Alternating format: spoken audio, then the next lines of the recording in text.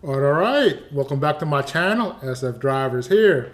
I had a very good question and I wanted to make a little video and answer it. So this guy asked me, how much can I make from airport trips? So here in the Bay Area, my number one airport is San Francisco Airport, SFO.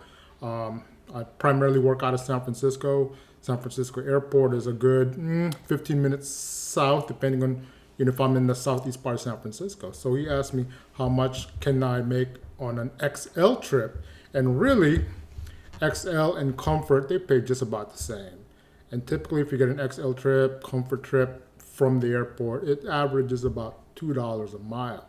So, for example, if you do a 30-mile trip from the airport, somewhere 30 miles away, that could be $50, $60. It just depends on the time of day. We're not getting paid for per mile per minute anymore. So it's these dynamic pricing or upfront fares. So depending on the time of day, how busy it is, that fare is different. But let me show you on this particular trip that I did on Wednesday, April 25th, and not all trips are like this. Sometimes it's just standard trips, Uber X, regular Lyft. But in this particular case, it's a business comfort. So let me show you how much I made.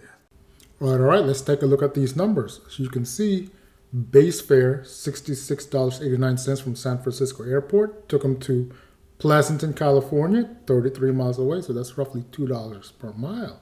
And at the end of the trip, surprise, surprise, a passenger gave me a tip of $24.93.